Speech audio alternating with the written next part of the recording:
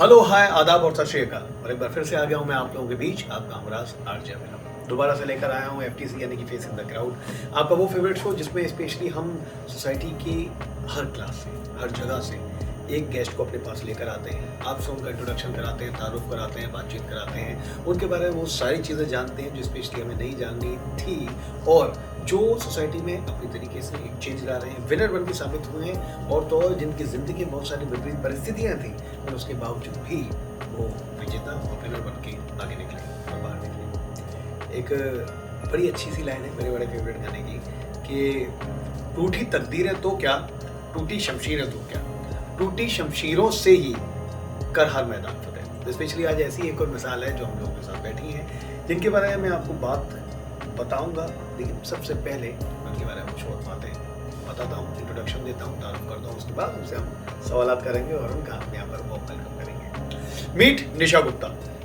A powerhouse for resilience, courage and inspiration. Born in Varanasi and raised in Mumbai, Nisha's life took a dramatic turn in 2004 when a childhood accident turned and left her with a spinal cord injury. But what seemed like a full stop became a powerful new beginning. Today, Nisha is a celebrated Indian para-athlete, national champion in wheelchair basketball and para-swimming, and a proud representative of India on the global stage. She has been a part of international wheelchair basketball and handball championship, bringing home medals and pride beyond sports. Nisha is a passionate tattoo artist, as actually you guys are seeing, or you'll see. And yes, an advocate for spinal cord injury awareness and an emerging model and actor. With her infectious energy and unshakable determination, she continues to inspire thousands to believe that no dream is too big and no challenge too great. Join us as we dive into the extraordinary journey of Nisha Gupta, a true warrior in every sense. Let's warm welcome, a very warm welcome, and actually, Devara, round of applause. Nisha, a very warm welcome in FTC, facing the crowd. How are you? I'm good. Thank you so much. Pleasure. So, especially अगर अलग से कुछ बात की जाए तो मेरी निशा से पहले मुलाकात हुई 2003 में टाटा मुंबई मैराथन में, जहाँ एक एंकरिंग करने मैं गया था। वहाँ फर्स्ट टाइम मुझे निशा मिली। वो बात हो रहा है कि स्पेशली वो क्योंकि बहुत बिजी रहती है तो उसके बाद वो गायब हो गई। लेकिन फाइनली मैंने किसी तरह पकड़ के उन्हें बुलाया। वो टाइम नहीं दे रही थी लेकिन हम लोगों ने टाइम ले लिया है। सो जोक्स अपार्ट, अब शुरुआत करते हैं। निशा से कुछ बातचीत की, तारुफ होंगे हम उनके साथ और कुछ ना कुछ और चोलबाजियाँ भी करेंगे और कुछ बातें उनसे पूछेंगे। निशा, first and first, tell us about your journey here in the sports field. When did you start working and how have you evolved as a sports person? और especially मतलब ऐसा क्या हुआ था जो हमने तो पढ़ा है लेकिन जो आप पर बीता है और आपके साथ हुआ है, सब लोगों को बात नहीं पता, तो आज हमें विशेष पता चलेगा और इसके बारे में कुछ और बातें तो आप बताना चाहूँगा। एक्चुअली मैं अपने वेकेशन में गांव गई थी और वहाँ पे मैं दीवार पे चढ़ के आम तोड़ रही थी। हाँ, यस, मैं, और वो भी 10 फीट का ही वो ऊंचा था। तो मैं जैसे ही ऊपर गई तो मैंने सोचा कि मैं वो पत्ते को खींच के दूसरे हाथ से आम तोड़ लूँगी, पर मेरा बैलेंस बिगड़ गया। तो मैंने संभाल लिया खुद को फर्स्ट टाइम, बट फिर मैंने सेम चीज़ सेकेंड टाइम मैंने किया कि मैंने एक हाथ से पत्ते को खींचा, दूसरे हाथ से सोचा आम ले लूँगी, एंड वो टाइम पे फिर से बैलेंस बिगड़ गया और वो टाइम पे मैंने अपने आप को संभाल नहीं पाई और मैं नीचे गिर गई और मैं पीठ के बगल गिरी और वहाँ पे एक बड़ा सा पत्थर था जो मेरा पीठ पे, मैं जहाँ पे गिरी तो वो वहाँ पे आ गया। यस, तो जिसकी वजह से मेरा ऑन द स्पॉट कमर के नीचे का हिस्सा काम करना बंद कर दिया। बिल्कुल। और ये 2004 में हुआ था ये मेरा एक्सीडेंट। और 2004 में लाइक जब ये एक्सीडेंट हुआ था तो मेरी फैमिली कोई भी इस पर अवेयर नहीं था कि ऐसा भी कुछ होता है। कि मुझे लगा अगर फ्रैक्चर ही हुआ है तो कभी ना कभी वो ठीक हो जाएगा आराम से, मतलब प्लास्टर डाल दो या ऑपरेट कर देते हैं रॉड डाल के, तो ये सारी चीज़ें ठीक हो सकती है। सो मैं वो चीज़ वेट कर रही थी कि ऐसा कुछ हो जाए और मैं ठीक हो जाऊँ। पर जब मेरे को ऑपरेट भी कर दिया, ऑपरेट करने के बाद मैंने रिहैब के लिए भी एक हॉस्पिटल में मैं थी 5 महीने, बट 5 महीने यस, पर 3 महीने तक ऐसे मतलब वो कंटिन्यू मैं रिहैब कर रही थी, बहुत वर्कआउट कर रही थी, सब चीज़ें एक्सरसाइज कर रही थी, बट वो कुछ इम्प्रूवमेंट ज़्यादा दिख नहीं रहा था। देन फाइनली मैंने डॉक्टर को पूछा 3 महीने के बाद कि इसका कब तक मैं ठीक हो सकती हूँ, आप मुझे क्लियरली बता दो तो मेरे को भी थोड़ा मैं मतलब उसके लिए रेडी रह सकूँ। माइंड मेकअप कर पाओगे? यस बिल्कुल। बट डॉक्टर ने मुझसे कहा कि निशा सबसे पहले तुम्हें ये बात को समझना होगा, उसके बाद तुम्हारी फैमिली को, कि तुम्हें पूरा लाइफ टाइम व्हीलचेयर पे ही रहना है। ये शॉकिंग था। Yes. इसकी turn। हाँ, और एज ऑफ 18 जब मैं 18 साल की थी वो टाइम पे, और उन्होंने बताया कि लाइफ टाइम ऐसे ही व्हीलचेयर पे रहना है और इसी लाइफ को तुमको आगे बढ़ा के कुछ करना होगा। मैंने बोला ये डॉक्टर है और ऐसे कैसे बोल सकते हैं, मतलब तुमको मेरे को हिम्मत देना चाहिए था, स्ट्रॉन्ग बनाना चाहिए था और मैं ठीक हो सकती हूँ ऐसे। बट ठीक है, उन्होंने फॉल्स मेरे को ऐसे कुछ प्रॉमिसेस नहीं किए, जो भी था उन्होंने फैक्ट बताया। स्पेशली मतलब हमें लगा कि यार अच्छा ठीक है, तब तो बहुत बुरा, ऑब्वियसली बुरा लगेगा कि ऐसे ही बताएगा, तो बुरा क्या शॉकिंग लगता है, बहुत ज़्यादा ही बुरा लगता है। बिल्कुल, क्योंकि हम कहीं पे भी जाने के लिए ऐसे सोचते नहीं है कि हम आराम से उठे बस चल दिए। यस। तो फिर बाद में लगा कि यार कुछ भी हो, लेकिन बताया तो बड़ा सही फैक्ट था, फिर उन्होंने मतलब पर्दे में नहीं रखा, एटलीस्ट एक क्लैरिटी मुझे पहले ही दे दी, तो जैसे मैं अब तैयार हो पाऊँ। हाँ, बट वो होता है ना कि पेशेंट कैसा है, उसको उस मेंटली उसको स्ट्रांग बनाने के लिए धीरे धीरे थोड़ा उसको बताना चाहिए। तो मेरे को तो ऐसे था कि मैं ठीक हो जाऊंगी, लेकिन एकदम से शॉकिंग न्यूज़ आ गया। मैंने बोला नहीं मैं ठीक होंगी, मैंने डबल एक्सरसाइज करना चालू कर दिया, सब चीज़ें। बट वो पॉसिबिलिटी नहीं हुई कि लाइक उन्होंने जो बोला था वो फिर भी एक्सेप्ट नहीं करना मेरे लिए बहुत मुश्किल था, क्योंकि मैं बेसिकली यूपी फैमिली से बिलोंग करती हूँ। तो जब मैं हॉस्पिटल से घर आई, बहुत सारे रिलेटिव्स जब घर पे आते थे मुझसे मिलने के लिए, तो वो कुछ ना कुछ नेगेटिव बातें करते थे। हमारा सोसाइटी वैसा है वो स्पेशली ऐसे वक्त पर, थैंक गॉड अब तो शायद आई थिंक थोड़ा चलन बदला है और आई होप कि और आगे भी बदल जाए, लेकिन वो स्पेशली आते हैं तो वो चिंता ज़्यादा जो दिखाते हैं, उस चिंता में ही कई सारी बातें जो होती हैं वो नेगेटिव होती हैं और स्पेशली चिंता कम होती है। बिल्कुल। तो उनका ये फैक्ट था कि अरे ये लड़की अभी कुछ नहीं कर सकती है, इसका कुछ भी नहीं हो सकता। एंड लाइक मैं थोड़ी सी मोटी भी हो गई थी क्योंकि वो जर्नी में, तो उनको लगा ये वेट गेन कर लिया था। नेचुरल है। हाँ, 3-4-5 मंथ तो आप बेड पे ही थे टोटली। तो और मेरे को खुद को, मेरी बॉडी को मैं समझ नहीं पा रही थी कि क्या चल रहा है मेरे साथ, क्या हो रहा है। ऊपर से वो लोगों की बातें मेरे को सुनना पड़ता था। तो एक टाइम पे ऐसा था कि मैंने उनको बातें सुनाना शुरू कर दिया। तो मेरे मॉम डैड ने मुझे डांटा कि तुम ऐसा कैसे बोल सकते हो। मैंने उनको समझाया कि उनको कोई हक नहीं बनता कि मुझे आके कुछ भी उल्टा सीधा बोले, मुझे मेरा मन दुखा है। और उनको मुझसे बोलने से पहले आप लोग उनको बोलो कि मेरी बेटी का दिल नहीं दुखा है, क्योंकि आपको हक बनता है, जो भी किया है आप लोगों ने मेरे लिए किया है, उन्होंने कुछ भी नहीं किया है, तो उनको कुछ बोलने का हक नहीं है। तो आए और वो कुछ बोले और मैं रोती रहूँ, उस चीज़ को सोचती रहूँ, ये मुझे नहीं चाहिए। तो मेरे पेरेंट्स ने उस चीज़ को समझा। तो जो भी कोई ऐसे मिलने आते थे तो उनको पहले ही बोल देते थे मुझसे ज़्यादा बात मत करना, बस देख के निकल जाना। तो ऐसे था। तो फिर मैंने अपने आप को वैसे थोड़ा स्ट्रॉन्गली बनाया, पर मैं कहीं ना कहीं वो डिप्रेशन में थी ही कि मुझे कहीं भी जाना है। पहले मैं बिना सोचे समझे कहीं पे भी चली जाती थी, टोटली मम्मी पे डिपेंड हूँ, सब चीज़ें मतलब मम्मी ही कर रही थी सारी चीज़ें। एंड मुझे कहीं जाना है तो मेरे भाई को लेके जाना पड़ता साथ है। में कोई एक शख्स तो चाहिए। यस बिल्कुल। हाँ हाँ, पर मेरी वजह से वो अपना टाइम कहीं और नहीं दे पाते थे। सबका टाइम ऑक्यूपाइड रहता है, सब अपनी अपनी लाइफ में बिजी है। पर थैंक यू कि मेरे भाइयों ने मेरे साथ उस समय सपोर्ट किया। मैं कुछ कहीं जहाँ भी जाना होता था तो वो मेरे साथ जाते थे, तो वो मेरे लिए एक अच्छा था। तो एक दिन ऐसे ही एक इवेंट में मुझे जाना था जहाँ पे मैंने देखा कि वो उस फाउंडेशन का नाम मीना फाउंडेशन है, जहाँ पे मैं गई और मैंने देखा कि मेरे जैसे बहुत सारे लोग व्हीलचेयर पे हैं और वो व्हीलचेयर पे रह के वो बहुत सारी चीज़ें कर रहे हैं और इंडिपेंडेंट है। सो लाइक मैंने बोला वाह, मतलब मैं अकेली नहीं हूँ। जब मुझे ऐसे लगता था कि मैं अकेली इस दुनिया में हूँ जिसके साथ ऐसा हुआ, पर ऐसा नहीं है, और भी लोग हैं मेरे जैसे और वो अपनी लाइफ में कुछ कर रहे हैं। सो मैंने घर पे आई, मैंने मम्मी पापा को ये बात डिस्कस किया, ऐसा ऐसा है। सो लाइक कहीं ना कहीं मेरे को एक होप जगा। तो मैंने बोला नहीं, अब मेरी लाइफ कहीं पे भी ऐसे रुका एकदम रुक गया था जब सबकी लाइफ भाग रही थी। वो लगता है वो एग्जैक्टली मतलब शॉकिंग इवेंट हो जाता है, वो रुक ही जाती है स्पेशली। हाँ, क्योंकि मैं 4 साल घर पे थी। जैसे लॉकडाउन में लोग घर पे थे, इतना फ्रस्ट्रेट हो रहे थे, कुछ नहीं कर पा रहे थे। मैंने पूरा 4 साल 4 दीवारी के अंदर निकाला। सो लाइक मेरा जिंदगी रुका ही था, कुछ भी नहीं हो रहा था। लाइक बाहर की दुनिया से कनेक्ट होने के लिए मैं न्यूज़ चैनल वगैरह सब देखती थी ताकि मैं बाहर की दुनिया से कनेक्ट हो सकूँ एंड देख सकूँ क्या हो रहा है एटलीस्ट। लाइक मैं बहुत ज़्यादा तभी सोचने लगती थी, तो लाइक ऐसे लग रहा था कि हाँ मैं थोड़ा थोड़ा मैच्योर तो हो रही हूँ, बट क्या फ़ायदा कि मैं कुछ कर नहीं पा रही हूँ। तो मेरे को लगा कि नहीं, अब मुझे कुछ करना है, कि ऐसे ही मेरे को नहीं रहना मेरी लाइफ में। सो लाइक मैं कुछ ना कुछ ऐसे सर्च कर रही थी, तो सडनली मुझे एक टैटू बनाने का भूत आया कि मुझे टैटू अपने बॉडी पे बनाना है। तो और कोई घर पे आने के लिए बनाने के लिए रेडी नहीं था, और जो आ रहे थे तो बहुत ज़्यादा चार्ज कर रहे थे।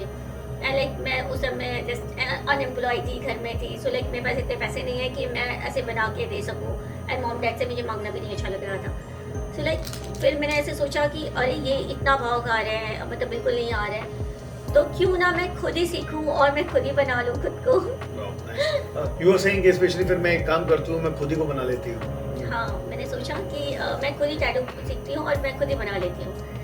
पर फिर मैंने वो भी एक टास्क था मेरे लिए कि कोई मुझे आके घर पे सिखाए, बताए कि कैसे करना है, क्या करना है, क्योंकि मेरे को ज़ीरो नॉलेज था, कुछ भी नहीं पता।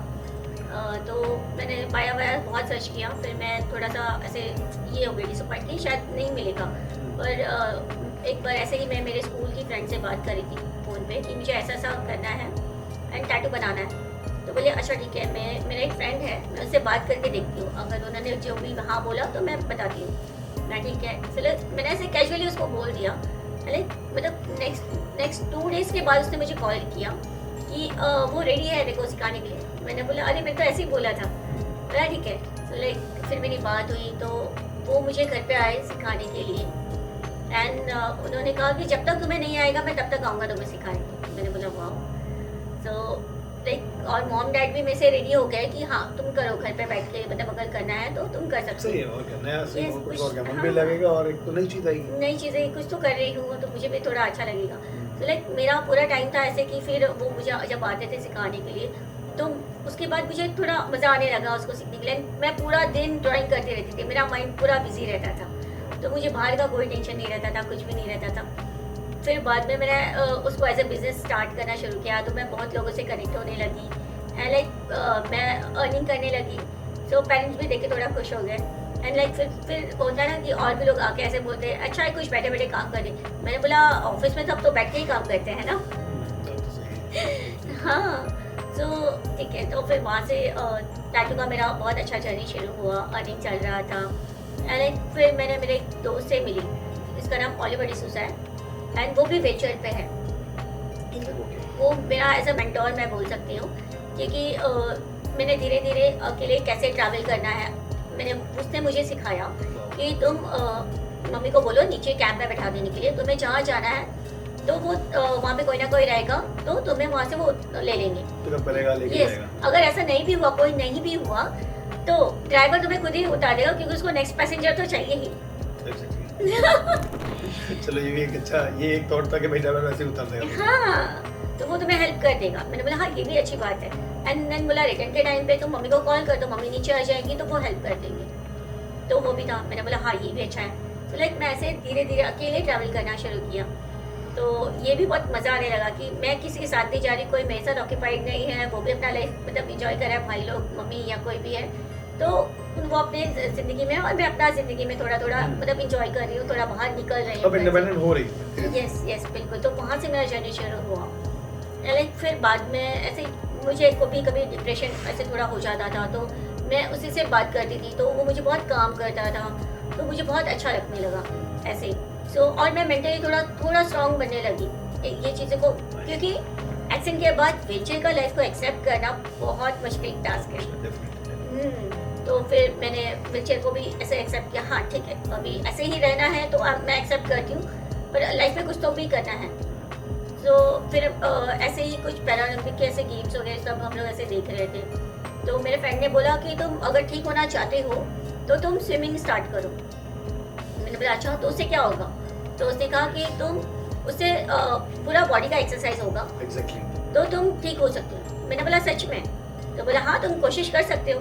That is the scientific fact कि हाँ ये पूरी बॉडी की एक्सरसाइज होती है। हाँ, एंड सच में स्विमिंग से फिटनेस बहुत अच्छा हो जाता है। हाँ, तो मैंने बोला ओके, तो पर बहुत मुश्किल काम है इंडिया में कि किसी व्हीलचेयर यूजर्स को सिखाना, और स्पेशली कि पैर का मूवमेंट बिल्कुल भी नहीं होता। तो कमर से नीचे का हिस्सा काम ही नहीं करता हमारा। तो लाइक अगर मैं किसी को बोलूँ कि मुझे स्विमिंग सीखना है, तो लाइक वो पहले तो व्हीलचेयर को देखेगा, मेरे पैर को, लाइक उसको टेंशन रहेगा ही सिखाऊंगा तो मैं कैसे की मोस्टली तो पैर का मूवमेंट है। तो मैंने बोला ठीक है, तो लाइक मैंने और जगह पता किया, पर ऐसा कोई जगह नहीं मिल पा रहा था जहाँ पे मैं स्विमिंग कर पाऊँ। तो लाइक मैंने थोड़ा सा उसको ऐसे बैकअप में रख दिया कि ठीक है चलो मैं बाद में कभी देख लेती हूँ कैसे क्या कर सकते हैं। तो लकीली 2-3 महीने के बाद में पता चला कि मुंबई में ही धारावी स्पोर्ट्स क्लब है, वहाँ पे एक स्विमिंग का कंपटीशन होने वाला है पैरास के लिए। तो मैंने बोला अच्छा वाह। तो मुझे जैसे ही पता चला तो लाइक मेरे को था कि मेरे को जाना है वहाँ पे। तो मम्मी ने बोला अरे तू क्या करेगी जाके, तेरे को तो मतलब कर नहीं सकते हैं ना। तो बोला नहीं मुझे जाना है, मेरे को देखना है कैसे करते हैं कैसे होता है। बोला ओके। मैं वहाँ पे गई, देखा तो मेरे जैसे और भी लोग हैं जो स्विमिंग कर रहे हैं, मतलब बिना पैरों से वो हाथ से स्विमिंग कर रहे हैं। तो मैंने बोला ओ वाह, मतलब मैं कर सकती हूँ, मतलब है ऐसे। एंड वो सबसे बड़ी बात है कि वो एक्सेसिबल था, पूरा व्हीलचेयर एक्सेसिबल, और वहाँ के स्टाफ भी बहुत ही अच्छे थे, तो हमें बहुत आसान था वहाँ पे करना। तो वो कंपटीशन खत्म होने के बाद मैं और मेरा फ्रेंड हम दोनों निकल गए शॉपिंग के लिए, स्विमिंग के कॉस्ट्यूम मैंने और सब लिया। एंड घर में मैंने परमिशन मांगा तो उन्होंने मना कर दिया पेरेंट्स ने। मैंने बोला क्यों, तो बोले उनको ये डर था अब एक ही रिस्क हो सकता है कि हाँ यार कुछ भी हो सकता है मेरे से, संभालने वाला कोई है ना, डूब ना जाए। हाँ बिल्कुल। तो लाइक मैंने उनका बातों को थोड़ा इग्नोर किया। सुबह 5 बजे उठी, बैग पैक किया सब कुछ। तो ये खुद से चुपचाप, हाँ मतलब पापा मम्मी ऐसे देख रहे थे, ऑब्जर्व कर रहे थे कि मैं हाँ सुबह उठ गई हूँ जा रही हूँ। तो मैंने निकल गई। मैं उनको पता है कि ये थोड़ा जिद्दी है, सुनेंगे नहीं तो करने दो, छोड़ दो। मैं ठीक है। तो फिर मैं निकल गई। सुबह मैं जब स्विमिंग में पानी में गई तो मैं तो पहले ही सच में बहुत डर गई कि यार जिद तो कर लिया, करना है। हाँ तो लाइक जो एल शेप का कॉर्नर होता है, तो मैं लाइक वहाँ से सिर्फ थोड़ा कुछ ना कुछ ऐसे करती थी। और ये वहाँ के स्टाफ थे तो उन्होंने बहुत बड़ा लकड़ी लेके आते थे, अगर मैं थोड़ा भी दूर गई तो वो खींच के लेके आते, हाँ लेंगे। तो ऐसे किया। तो एक हफ्ता ऐसे बीत गए। एक हफ्ता बीतने के बाद में तो हमें पता चला कि 1 महीने के अंदर नेशनल टूर्नामेंट होने वाला है स्विमिंग के। यस। सो मैंने बोला अच्छा, तो मैंने पूछा कि मैं इसमें पार्टिसिपेट कर सकती हूँ। बोले हाँ क्यों नहीं कर सकते हो। मैंने बोला ओके। तो जहाँ पे हम पहले 45 मिनट्स का प्रैक्टिस करते थे, वहाँ पे हम 3-3 घंटे प्रैक्टिस करना शुरू कर दिए। यस। और हमको परमिशन भी था कि हम वहाँ पे मतलब 3 घंटा प्रैक्टिस कर सकते हैं।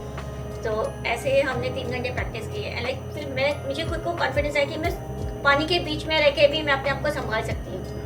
वो सब सीखा तो मज़ा आने लगा, क्योंकि पूरा टाइम हम व्हीलचेयर पे रहते हैं। एंड वो टाइम ऐसा था कि पानी में बिना व्हीलचेयर के हम अपना बॉडी को पूरा फ्री कर सकते हैं, छोड़ सकते हैं। यस।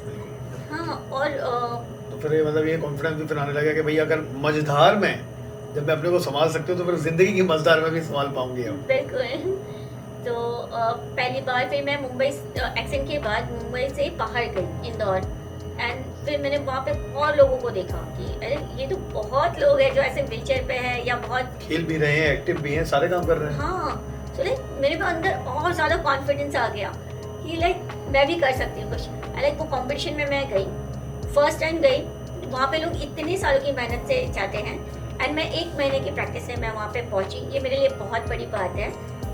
और मैंने भले वहाँ पे मेडल नहीं लिया, पर मैंने बहुत सारी चीज़ें पार्टिसिपेट किया। तो मेरा जर्नी का शायद वो स्टार्टिंग पॉइंट था जो मैंने शुरुआत की।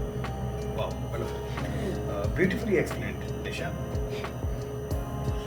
और अब एक दूसरा question, what made you choose the field of sports as your life path. लेकिन लाइफ पाथ में भी स्पोर्ट्स को फिर चूज करना, मतलब ये तो ठीक है कि आपने सोच लिया कि अच्छा ठीक है अब स्विमिंग में आ चुके हो, ये करना है, स्पोर्ट्स में उसके बाद आना कैसे?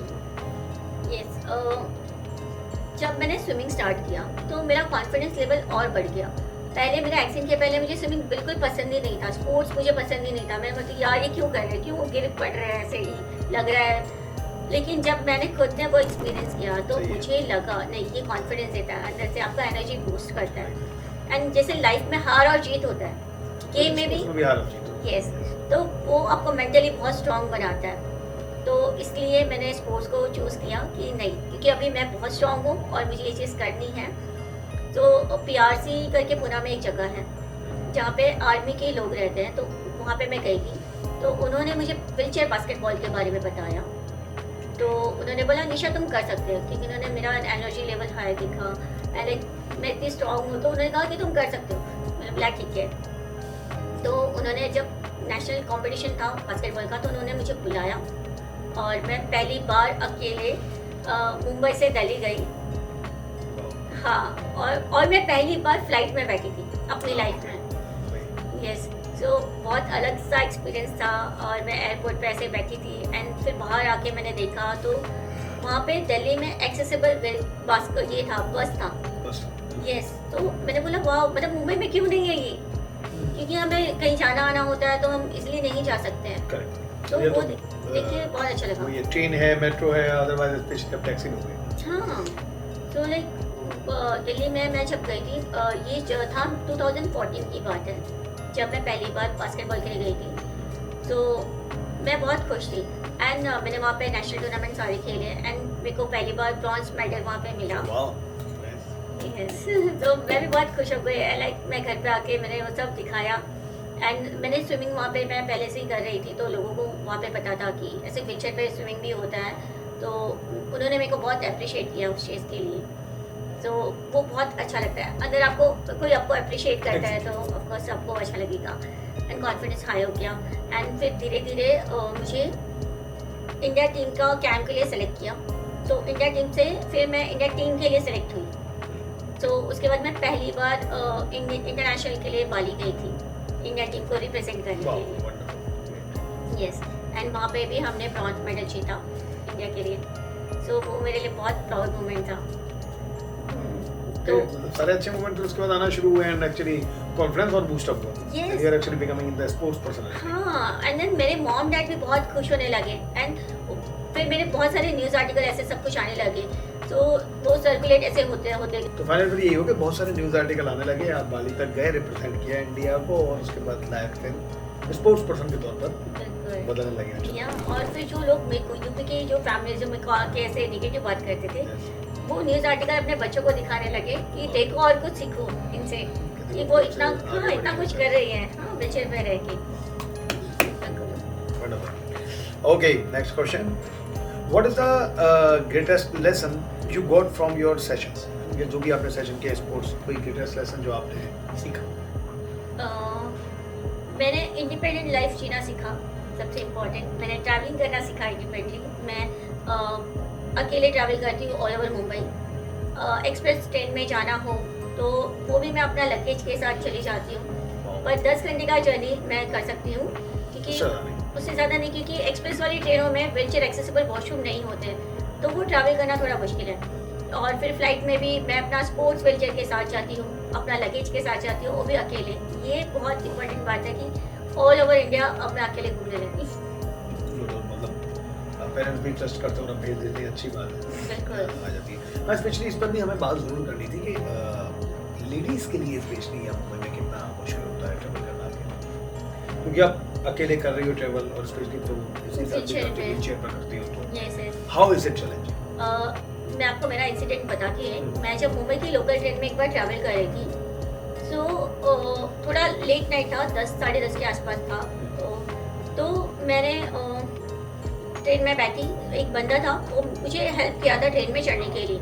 उसके बाद मैं फ़ोन पे बात कर रही थी, सो और मेरा हाथ में मेरा माइक था ब्लूटूथ का, सो ऐसे बात कर रही थी। देन मुझसे पीछे से ऐसे हाथ डाला कि नहीं आप बात करो करके। सो ऐसे कैसे, मतलब वो बोल रहा हाथ ऐसे पीछे से डाल के ऐसे कि आप बात करो। हाँ, सो मैंने बोला हाँ मैं बात कर रही हूँ, आप टेंशन मत लो। सो बोला हाँ, और आपको कहाँ उतरना है? मैंने बोला हाँ मुझे यहाँ भाईंदर उतरना है। तो बोला ठीक है मैं आपको उतार दूंगा वेस्ट में। मैंने बोला नहीं मुझे ईस्ट में जाना है। बोला हाँ मैं आप वेस्ट में उतार दूंगा। सो लाइक मैं बहुत शॉक हुई, मेरे को थोड़ा सा डर लगा एंड लाइक मैं वहाँ पे हाथ पकड़ के रखी थी क्योंकि वो पोल था एक। सो लाइक मैंने देखा कि वो धीरे धीरे उसका हाथ भी मेरे पास आ रहा है, टच हुआ। सो लाइक मैंने नीचे हाथ रख दिया, फिर मैंने देखा सेम चीज़ वो उसने वापस से टच किया। सो लाइक मैंने हाथ नीचे रख दिया और फिर वो मुझे बोल रहा था कि मैं आपको उतार दूंगा एंड ऑल। मैं जैसे ही उतरी और मैं उधर से सीधा भागी और टचवुड क्यों मेरे पीछे नहीं आया। एंड फिर एक और इंसिडेंट हुआ कि ट्रेन में जब मैं हाँ तो मैं वहाँ से भाग गई एंड लाइक और कुछ करता तो मैं तो फिर मैं रेडी थी उसके लिए भी। और सेकंड टाइम मैं एक बार और रात को मैं ट्रेन ट्रैवल कर रही थी। सो लाइक मैं को जाना था बोरीवली साइड, मैं चली गई विरार साइड में, सॉरी मैं चली गई चर्चगेट साइड में, अपोजिट में। सो लाइक मेरे को पता चला तो मैं उतर गई एंड देन फिर जिस बंदे ने मेरे को उतारा वो वहीं पे रख था एंड वो मेरे बाजू में ही था। तो बोला मैं आपको ट्रेन में बैठा के मैं चला जाऊँगा। मैंने बोला ओके थैंक यू, मैंने उनको बोला।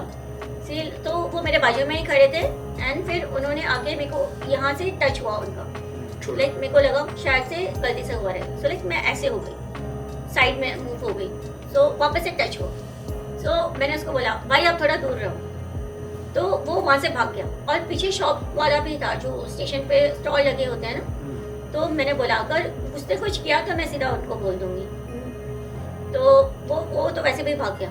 तो जो स्टॉल पे एक बंदा था तो उनको मैंने ट्रेन के लिए हेल्प मांगा। उसके बाद मैं कभी भी नाइट ट्रैवल नहीं किया मैंने उसके बाद में।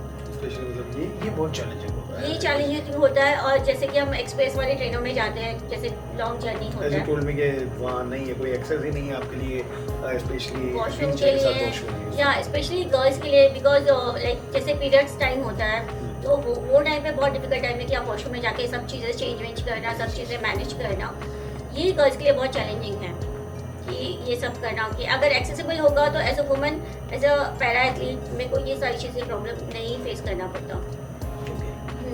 तो डेफिनेटली हम ये ज़रूर अपनी तरफ से रिक्वेस्ट करेंगे गवर्नमेंट से, स्पेशली वो रेलवे से, इंडियन रेलवे से, कि स्पेशली इसके बारे में ये चीज़ें अपने बारे में ध्यान रखें और वो सारे चेंजेस करके रखें जो पैरा एथलीट्स को और एथलीट्स को, खासकर पैरा एथलीट्स से या और लोगों को जिनको बहुत ज़्यादा ज़रूरत पड़ने वाली है एक्सेस की बाथरूम एंड टॉयलेट यूज़ करने के लिए। वेल, अब if you had not been doing this you would be, यानी कि अगर आप ये नहीं करती होती तो आप क्या करती? मे भी शायद मैं मॉडलिंग और एक्टिंग करती। ओके ग्रेट, वो स्पेशली हैं इसमें इंटरेस्टेड। मुझे भी जब मिली थी स्पेशली तब मुझे बताया था कि मैं मॉडलिंग करती हूँ, लेकिन तब ज़्यादा बात नहीं हुई थी। But yes, from my side all the best. Thank you. What do you do in your free time? How do you juggle your hobbies with your career? Okay, मैं जब फ्री टाइम रहता है तो मैं कुकिंग वगैरह करती हूँ। हाँ, वो अभी तक बताया नहीं है, लेकिन स्पेशली मैं ज़रूर आपके हाथ से बना खाना खाना चाहूँगा। बिल्कुल, आप वेज हो या नॉन वेज खाते हैं? हाँ, मतलब दोनों मौका टेने मौके के हिसाब से। तो मैं कुकिंग करती हूँ, घर की साफ सफाई करती हूँ एंड फिर लाइक मेरे यहाँ पे नज़दीक में ऐसे गार्डन है, लाइक पीसफुल है, तो मैं वहाँ पे जाके ऐसे इवनिंग में थोड़ा बैठना पसंद करती हूँ। ग्रेट। ओके, सो अब स्पेशली हमारा आ रहा है famous rapid fire round. I think you are ready for that. Okay, yes. इसके बारे में सब लोग जानते हैं और पूछते हैं। ओके, सो मैं आपको इस पर से कुछ क्वेश्चंस पूछूंगा जो आपको जल्दी जवाब देना है और थोड़ा सोच सकते हो, और अगर आपको लग रहा है कि कुछ पास करना है तो आप पास कर सकते हो question, but actually I know you that you will give me the reply. Okay okay, you ready? Yes. Best advice you got in your career? मेरे को ये है कि मैं गेम में ज़्यादा एग्रेसिव हो जाती हूँ, तो मुझे बोला गया है कि मेरा जो अग्रेसिवनेस है, जो गुस्सा है पूरा, मैं वो सही जगह पे और सही टाइम पे यूज़ करूँ ताकि उसका बेनिफिट मुझे मिल सके, मेरे को ड्रॉबैक ना मिले उस चीज़ का। अभी तक हालांकि मैंने देखा नहीं सिर्फ एग्रेसिव, बट लेट्स सी, कोई ना कोई एक्चुअली गेम पार्ट जरूर मैं देखना चाहूँगा। Okay, the happiest moment of your life? India का जब मैंने पहली बार जर्सी पहना था और इंडिया को रिप्रेजेंट कर रही थी, तो that's very proud moment. The saddest moment of your life? सब पता है बट नहीं, सैडनेस ये है कि मेरा इंडिया टीम का सिलेक्शन था एंड 24 आवर्स जर्नी मैंने ट्रेन में बिताया था, जिसकी वजह से मुझे यूरिन इन्फेक्शन हो गया था, मैं बीमार हो गई थी और मैं इंडिया के लिए सेलेक्ट नहीं हो पाई थी और मैं कैंप से बाहर हो गई। फॉर दैट उससे ओवरकम आने में टाइम लगा होगा। हाँ बिल्कुल। Okay, the challenging moment of your life? Challenging my life like सबसे पहले तो घर से बाहर निकलना, एक्सेसिबिलिटी देखना सब जगह एंड लाइक वो सब चीज़ें था, और लोगों की बातें जब मेरा एक्सीडेंट हुआ था तो वो सब चीज़ें चैलेंजिंग मोमेंट रहा है बहुत। हाँ, और व्हीलचेयर को एक्सेप्ट करना। Okay okay, which actor is your favourite? Amitabh Bachchan and Salman Khan. Favourite actress? Kajol. Favourite book? मुझे नींद आती है बुक खोलते ही। मोटिवेशन वगैरह के लिए कभी कुछ पढ़ा या लगता है कि मुझे सुनना अच्छा लगता है। You are into audio books? Audio, हाँ, मैं वो सुन लेती हूँ। Favourite movie? दंगल। मुझे लग रहा था कि स्पेशली इसको भी पसंद होगा। Yes, now some insights, there was a lovely rapid fire round. इसके बाद हम इनको एक कप कॉफी और पिलाएंगे for the gift time. Yes, now some insights of your life, so I'm gonna ask you some question. Okay, an idea that changed your life? जिसने जिंदगी बदल दी, ऐसा कोई एक आइडिया? मेरी ज़िंदगी मेरे स्पोर्ट्स ने बदला है एंड मेरे दोस्त ने बदला है, जिससे मेरे मेंटोर ने, जिससे मुझे सिखाया घर से बाहर निकलना एंड स्पोर्ट्स से मिलाया। Oliver D'Souza. Yes. What does success mean to you? बहुत ज़्यादा मैटर करता है, जिसने मेरी सक्सेस मेरे को एक कॉन्फिडेंस दिया है। लाइक मैं इंडिया के लिए पैरालंपिक में गोल्ड मेडल जीतना चाहती हूँ। ये और ज्यादा बड़ी सक्सेस होगी मतलब, है ना? बिल्कुल। Okay. The best role of your life, that is a tricky one, let's see. Best role of your life, और मदर, वाइफ, डॉटर और स्पोर्ट्स पर्सन? कुछ हमें पता है? I'm a singer, so like मैं sports person and like मेरी I'm a mother also because मेरी niece है, she called me मासी माँ। Okay, so there was the insight, and now this or that round, तो मैं स्पेशली आपको choice दूंगा और आपको दो ऑप्शन में से एक ऑप्शन चुनना है, ओके? Okay, वेज और non veg? non-veg, Okay, she is like very hardcore non-veg यार. yes, Okay, टी और कॉफी? tea, अच्छा, हालांकि आज कॉफी पी है, ठीक है, टी भी विशेष. जिम और yoga? Gym. You are the gymmer. yes, Especially, you did the ad with the muscle blazer. yes, सब लोगों को ये पता होगा, स्पेशली वो है ना कि रोकना नहीं है अपने को, तो उसमें हमने बहुत सारे लोगों को अलग अलग देखा और एक्चुअली द नाइस कंसेप्ट. तो हमने एक बंदा देखा तो जो व्हील चेयर पर भी एक्सरसाइज करता है, तो उसके और भी वर्जन्स बने थे ऐड के, तो उनमें से एक वर्जन में इन्होंने भी काम किया है and she was looking fantastic. तो वो पूरा ऐड मुझे देखना है, मैंने उसकी शायद एक झलक देखी थी, video photograph. Okay, so you guys can watch it. Yes. Early rise और night owl? early rise, okay. Emotional और प्रैक्टिकल? practical, बुक्स और किंडल?